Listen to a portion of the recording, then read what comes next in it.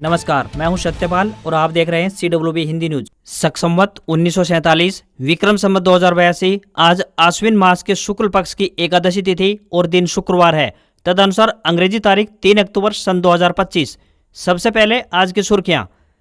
Western disturbance के प्रभाव से हरियाणा में होगी इन जिलों में भारी बारिश, जानेंगे पूरी अपडेट। देश भर में गुरुवार को बुराई पर अच्छाई की जीत का प्रतीक विजयदशमी दशहरा पर्व धूमधाम से मनाया गया। महात्मा गांधी की 156वीं जयंती, पीएम मोदी राजघाट पहुंचे, पुष्पांजलि अर्पित की, तो वहीं विजय घाट पर पूर्व पीएम शास्त्री को 121वीं जयंती पर श्रद्धांजलि अर्पित की। हरियाणा में गुरुवार शाम को हुआ रावण दहन। हिसार, पानीपत, सोनीपत, यमुनानगर और झज्जर में हुई बरसात से रावण दहन के प्रोग्राम में पड़ा खलल। हरियाणा के किसानों की IMT में कोई रुचि नहीं, 3 जिलों में हो रहा है जमकर विरोध। हरियाणा सरकार ने होम स्टे ट्रेनिंग के लिए मांगे आवेदन, 17 अक्टूबर तक कर सकते हैं अप्लाई। सरकारी नौकरी अपडेट। इंडियन आर्मी में भर्ती का नोटिफिकेशन जारी हुआ, 10वीं और 12वीं पास करें अप्लाई, जानिए पूरी अपडेट। केंद्रीय गृह मंत्री अमित शाह का आज हरियाणा दौरा, 825 करोड़ रुपए के प्रोजेक्ट करेंगे शुरू। हरियाणा में खत्म होगा बिजली संकट, 82 लाख रुपए से अधिक उपभोक्ताओं को लो वोल्टेज और कटौती से मिलेगी मुक्ति। सूरजकुंड दीपावली मेले का मुख्यमंत्री नायब सिंह सैनी ने किया शुभारंभ, मेला 7 अक्टूबर तक चलेगा। सरकारी नौकरी अपडेट। एम्स में सीनियर रेजिडेंट की निकली भर्ती, एज लिमिट 45 साल, सैलरी 67,000 से अधिक। भिवानी में हुआ 100 फुट ऊंचे रावण का दहन, धू धू कर जले कुंभकर्ण और मेघनाथ के पुतले। पराली जलाने वाले किसानों पर सख्ती होगी, खेत की राख पर भी होगी सैटेलाइट से नजर, जुर्माना व दर्ज होगी FIR। दक्षिण हरियाणा के महेंद्रगढ़ जिले के नारनौल के रेस्ट हाउस का CM नायब सिंह सैनी आज करेंगे वर्चुअली तौर पर उद्घाटन, 18.5 करोड़ रुपए की लागत से हुआ तैयार।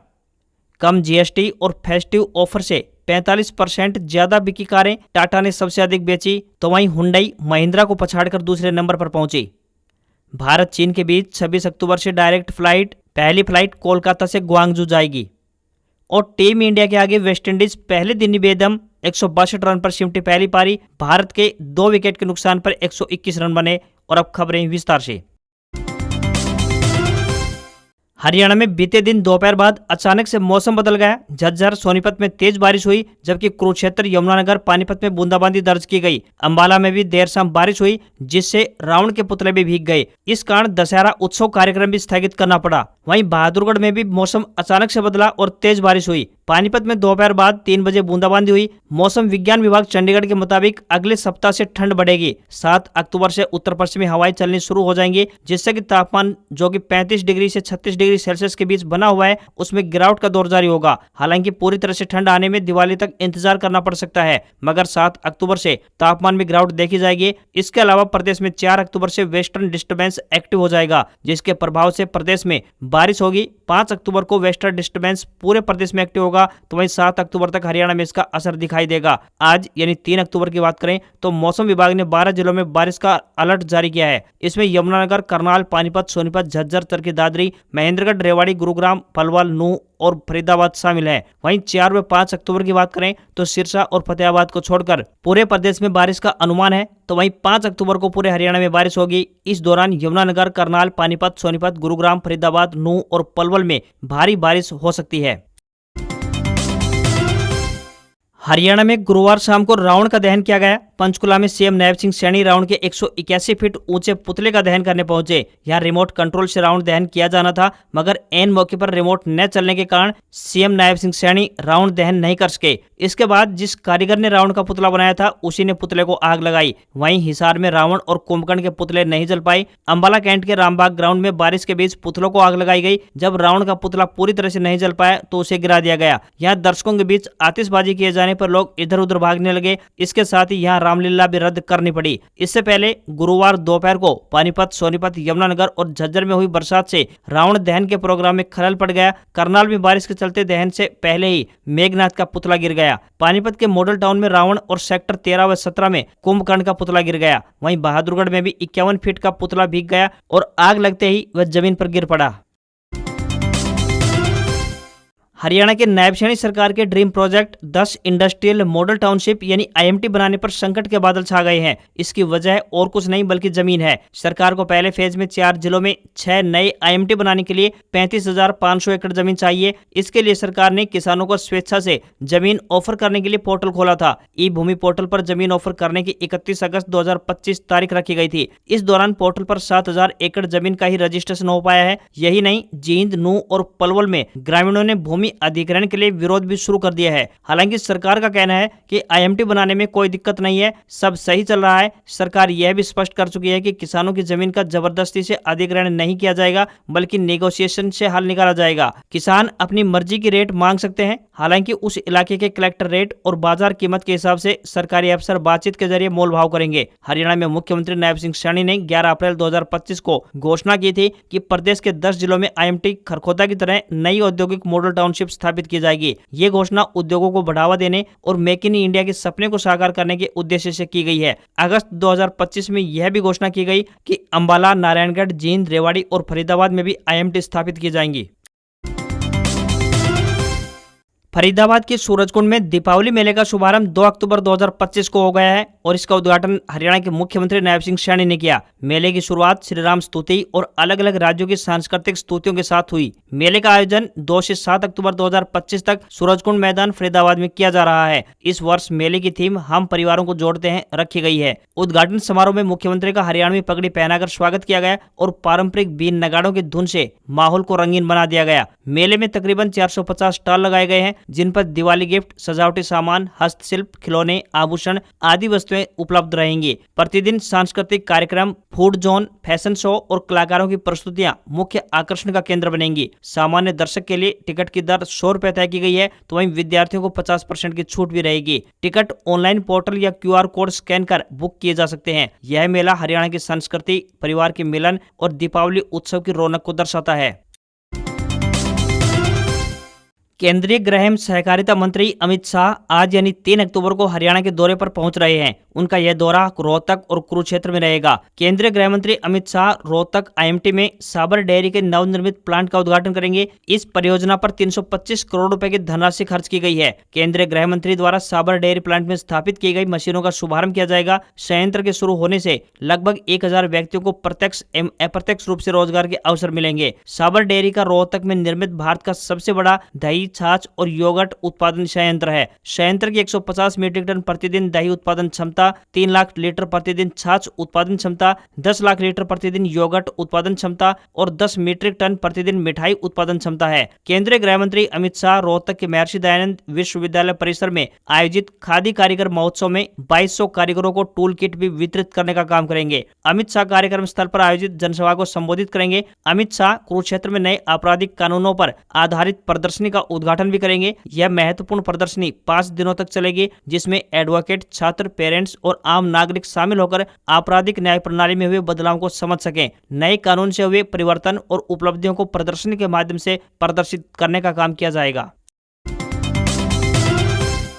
हरियाणा के नारनौल में नवनियुक्त कांग्रेस प्रदेश अध्यक्ष राव नरेंद्र सिंह का स्वागत के लिए रखे गए कार्यक्रम में बखेड़ा खड़ा हो गया। पुलिस प्रशासन के अधिकारियों ने राव नरेंद्र के स्वागत स्थल पर पहुंचने से पहले ही टेंट उखड़वा दिया, कुर्सियां भी हटवा दी गई। इससे कांग्रेस कार्यकर्ताओं में रोष फैल गया। उन्होंने प्रशासन की इस कार्रवाई को सरकार के दबाव में की गई कार्रवाई बताया। इसके बाद राव नरेंद्र रेस्ट हाउस पहुंचे, जहाँ बिना टेंट और कुर्सियों के ही सभा को संबोधित किया। उन्होंने धूप में खड़े होकर वहां मौजूद कार्यकर्ताओं को संबोधित किया। उधर इस कार्रवाई पर प्रशासन के अफसरों का कहना था कि सभा की अनुमति नहीं ली गई थी, जिस वजह से टेंट और कुर्सियां हटानी पड़ी। वहीं राव नरेंद्र ने इस कार्रवाई पर कहा कि ऐसा करना छोटी मानसिकता दर्शाता है। वहीं PWD के एक्शन अश्विनी ने कहा कि इस कार्यक्रम की कांग्रेस प्रदेश अध्यक्ष ने कोई इजाजत नहीं ली थी। उन्होंने बताया कि उनकी ओर से केवल कमरों की परमिशन ली गई थी, टेंट लगाने की नहीं। इस कारण उन्होंने टेंट हटवा दिया। हरियाणा में बिजली की सप्लाई को लेकर सबसे बड़ी समस्या हाई लॉस फीडर बन गए हैं। इन फीडरों की वजह से न तो बिजली कंपनियों को सही राजस्व मिल पा रहा है और न ही उपभोक्ताओं को बेहतर सप्लाई। हालात ये हैं कि जगह जगह पर बिजली बार बार ट्रिप हो जाती है, वोल्टेज गिर जाता है और कई बार घंटों तक बिजली गुल रहती है। प्रदेश में करीब 82.39 लाख उपभोक्ता हैं, जिनमें से अधिकतर इन परेशानियों से रोजाना प्रभावित हो रहे हैं। कभी घरों के बिजली उपकरण खराब हो जाते हैं, तो कहीं कम इस्तेमाल के बावजूद भी बिल अधिक आ रहे हैं। इस पूरी समस्या पर सरकार भी गंभीर दिखाई दे रही गई है। ऊर्जा मंत्री अनिल विज ने साफ किया है कि वह खुद इस मामले की निगरानी कर रहे हैं। उन्होंने अधिकारियों को बैठक के लिए बुलाने की तैयारी कर ली है ताकि पता लगाया जा सके कि कहां सबसे अधिक नुकसान पहुंच रहा है और कैसे उसे रोका जाए। उत्तर हरियाणा बिजली वितरण निगम के आंकड़े बताते हैं कि 2024-25 में 40% से अधिक नुकसान वाले 65 ग्रामीण फीडर हैं। यह साफ दर्शाता है कि सबसे बड़ी चुनौती ग्रामीण नेटवर्क में है। दक्षिण हरियाणा के आंकड़े अधिक चौंकाने वाले हैं। वित्तीय वर्ष 2024-25 में 20% से अधिक नुकसान वाले 27 शहरी फीडर दर्ज हैं। बिजली कंपनियां हाई लॉस फीडरों की समस्या को कम करने के लिए बड़ी योजना तैयार कर रही है। बढ़ते उपभोक्ता लोड को देखते हुए 33 व 11 kV सब स्टेशन को बढ़ाया और सुधारा जा रहा है। वहीं उत्तर हरियाणा बिजली वितरण निगम भी धीरे धीरे इन हाई लॉस फीडरों को कवर करने का काम कर रहे हैं। हरियाणा के मुख्यमंत्री नायब सिंह सैनी 3 अक्टूबर को कुरुक्षेत्र से महेंद्रगढ़ जिले के मुख्यालय नारनौल में लोक निर्माण विभाग यानी B&R द्वारा निर्मित मॉडर्न रेस्ट हाउस का वर्चुअल तौर पर उद्घाटन करेंगे। इस कार्यक्रम के लिए जिला प्रशासन की ओर से सभी प्रकार की तैयारियां पूरी कर ली गई हैं। उपायुक्त कैप्टन मनोज कुमार ने बताया कि ये ऐसा रेस्ट हाउस है जिसे एनर्जी कंजर्वेशन बिल्डिंग कोड के मानकों के अनुरूप तैयार किया गया है। इससे पहले राज्य के कुछ ही जिलों में इस तकनीक से रेस्ट हाउस तैयार किए गए हैं। उन्होंने बताया कि लगभग 18.5 करोड़ रुपए की लागत से तैयार ये रेस्ट हाउस जिले के लिए एक महत्वपूर्ण परियोजना है। ऐसे भवन ग्रीन हाउस गैस उत्सर्जन को कम करने में भी सहायक सिद्ध होते हैं, जो पर्यावरण संरक्षण की दिशा में एक बड़ा कदम है। उपायुक्त ने यह भी बताया कि महेंद्रगढ़ जिले में अब तक इस तरह का कोई भी रेस्ट हाउस नहीं था, जिससे कि VIP आवाजाही के दौरान जिला प्रशासन को अक्सर दिक्कतों का सामना करना पड़ता था। इस रेस्ट हाउस के बनने से ये परेशानियां दूर हो जाएंगी। इस रेस्ट हाउस में सभी प्रकार की सुविधाएं मौजूद हैं। यहाँ पर 100 लोगों की क्षमता वाला कॉन्फ्रेंस रूम पहली मंजिल पर बनाया गया है, जो बड़ी बैठकों और आयोजनों के लिए उपयुक्त होगा। हरियाणा सरकार की तरफ से होम स्टे ट्रेनिंग के लिए आवेदन के बारे में हाल ही में एक घोषणा की गई है। युवा अधिकारिता एवं उद्यमिता विभाग के अंतर्गत कौशल विकास एवं औद्योगिक प्रशिक्षण विभाग की तरफ से हरियाणा राज्य के सभी जिले के युवाओं से होम स्टे की फ्री ट्रेनिंग के लिए आवेदन मांगे गए हैं। इसके लिए 15 से 29 साल की आयु के युवा आवेदन कर सकते हैं। युवाओं को होम स्टे की निःशुल्क ट्रेनिंग दी जाएगी। जो भी इच्छुक उम्मीदवार आवेदन करना चाहते हैं वह 1 अक्टूबर 2025 से 17 अक्टूबर 2025 तक जिला नोडल ITI में आवेदन कर सकते हैं। सभी युवा एप्लीकेशन फॉर्म एवं नियम व शर्तें विभाग की वेबसाइट ITIHaryana.gov.in से डाउनलोड कर सकते हैं। यह ट्रेनिंग पूरी तरह से फ्री होगी व इसमें युवाओं को होम स्टे को प्रभावी ढंग से संचालित करने और पर्यटकों को सेवाएं प्रदान करने के लिए प्रशिक्षित किया जाएगा। यह स्कीम युवाओं को स्वरोजगार के मौके प्रदान करने और आत्मनिर्भर युवा आत्मनिर्भर हरियाणा के विजन को साकार करने की दिशा में एक अहम कदम है। हरियाणा के मुख्यमंत्री नायब सिंह सैनी ने पंचायती राज संस्थाओं के विकास कार्यों के लिए बड़ी सौगात दी। उन्होंने तकरीबन 405 करोड़ रुपए की दूसरी किस्त जारी की है। ये राशि सीधे 5719 ग्राम पंचायतों, 144 पंचायत समितियों और 3 जिला परिषदों के खातों में पहुंचाई जाएगी। उम्मीद है कि इस धनराशि से ग्रामीण अंचल में अधूरे पड़े विकास कार्य पूरे होंगे और गाँव में जन सुविधाओं का विस्तार होगा। CM ने भरोसा जताया कि पंचायतें इस राशि का इस्तेमाल पारदर्शी तरीके से करेंगी और जनता की भागीदारी से योजनाओं को धरातल पर उतारेंगी। CM ने कहा कि जब गांव के निर्वाचित प्रतिनिधियों को पर्याप्त संसाधन और अधिकार मिलते हैं तो वे स्थानीय जरूरतों को बेहतर समझकर फैसले ले सकते हैं। उन्होंने साफ तौर पर कहा कि सरकार का दृष्टिकोण केवल राशि आवंटित करने तक सीमित नहीं है, बल्कि पंचायतों को अधिक अधिकार, अधिक संसाधन और अधिक जिम्मेदारी देना भी है।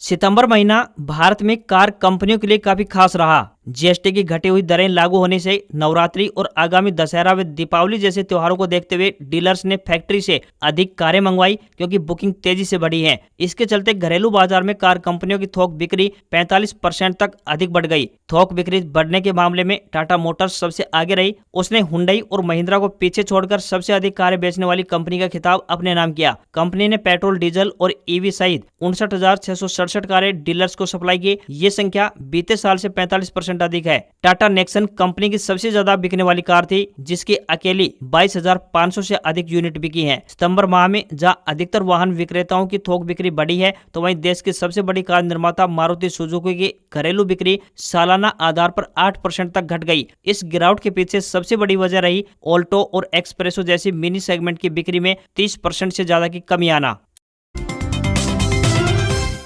इंडियन आर्मी ने ग्रुप सी के 194 पदों पर भर्ती का एक नोटिफिकेशन जारी किया है। इन पदों पर आवेदन ऑफलाइन माध्यम से स्वीकार किए जाएंगे। किसी भी मान्यता प्राप्त बोर्ड से 10वीं व 12वीं पास होनी चाहिए या ITI की डिग्री होनी चाहिए। न्यूनतम आयु 18 साल और अधिकतम आयु 25 साल तय की गई है। सिलेक्शन प्रोसेस की बात करें तो रिटन एग्जाम डॉक्यूमेंट वेरिफिकेशन के आधार पर सिलेक्शन होगा। सैलरी 5,200 रुपए से लेकर 20,200 रुपए प्रति माह मिलेगी। सरकारी नियमों के अनुसार अन्य अलाउंस भी दिए जाएंगे। लिखित परीक्षा में उम्मीदवारों से रीजनिंग, सामान्य जागरूकता, अंग्रेजी, न्यूमेरिकल एप्टीट्यूड आदि विषयों से 150 अंकों के 150 प्रश्न पूछे जाएंगे। लास्ट डेट फॉर्म भरने की 24 अक्टूबर 2025 रहेगी। इलेक्ट्रॉनिक्स व मैकेनिकल इंजीनियरिंग महानिदेशालय रक्षा मंत्रालय भारत सरकार द्वारा विभिन्न पदों पर भर्ती के लिए आवेदन मांगे गए हैं। इन पदों के लिए महिला व पुरुष दोनों वर्गों के उम्मीदवार आवेदन कर सकते हैं। कुक के लिए आवेदक 10वीं पास होने चाहिए तथा कुकिंग कार्य का ज्ञान होना चाहिए। वहीं वाशरमैन के पदों के लिए आवेदक 10वीं पास होने चाहिए। उम्मीदवारों को कोई भी आवेदन शुल्क जमा नहीं करना होगा। न्यूनतम आयु 18 वर्ष और अधिकतम आयु 25 वर्ष तय की गई है। कुक व वाशरमैन के पदों पर भर्ती होगी। आवेदन करने की अंतिम तिथि की बात करें तो 24 अक्टूबर है। सैलरी 19,900 रुपए से लेकर 56,900 रुपए पर मंथ मिलेगी। हरियाणा के नायब सैनी सरकार ने पराली जलाने वाले किसानों पर सख्ती बरतने का फैसला लिया है। प्रदेश में अब की बार खेत में जली पराली की राख पर भी नजर रहेगी। सैटेलाइट यह रिपोर्ट भी देगा कि किस खेत में राख पड़ी है। राख की जानकारी मिलते ही टीम मौके पर पहुंचेगी और तुरंत कार्रवाई की जाएगी। अब तक खेतों में लगी आग को ही देखकर कार्रवाई होती रही है। यदि कहीं इस तरह की सूचना मिलती है और खेत में फसल जलने के बाद राख दिखती है तो FIR, जुर्माना और रेड एंट्री की जाएगी। वहीं दूसरी ओर अब की बार फसल अवशेष प्रबंधन को लेकर भी 14,088 मशीनें मिलेंगी। इनमें से 12,336 मशीनें खरीदने को लेकर दस्तावेजों का सत्यापन हो चुका है। अब की बार खरीफ सीजन में सूबे के लगभग 2,000 किसान अपनी फसल मंडियों में नहीं बेच पाएंगे। ये वो किसान हैं जिन्होंने फसल अवशेष जलाए हैं। फिलहाल सरकार की कोशिश है कि किसान अवशेष न जलाएं। सोने चांदी के दाम 1 अक्टूबर को एक बार फिर से अपने ऑल टाइम हाई पर पहुंच गए। India Boolean and jewellers association के अनुसार बात करें तो 10 ग्राम 24 कैरेट सोना 1983 रुपए बढ़कर 1,17,332 रुपए पर पहुंच गया। तो वहीं चांदी की कीमत भी 2,686 रुपए महंगी होकर 1,45,120 रुपए के स्तर पर पहुंच गई। इस साल अब तक सोने की कीमत तकरीबन 41,170 रुपए बढ़ चुकी है। चांदी का भाव भी इस दौरान 59,103 रुपए बढ़ चुका है। 31 दिसंबर 2024 को 1 किलोग्राम चांदी की कीमत 86,017 रुपए थी, जो अब 1,45,120 रुपए प्रति किलो पहुंच गई है। आज खबरों में बस इतना ही। देखते रहिए आपका अपना हरियाणा का सबसे बेहतरीन news channel CWB Hindi news. नमस्कार। इसी आशा के साथ आपका दिन शुभ रहे। इसी तरह की हरियाणा व देश दुनिया की ताजा तरीन खबरों से अपडेट रहने के लिए सबसे पहले चैनल को सब्सक्राइब और बेल नोटिफिकेशन को ऑन करना ना भूलें। नमस्कार।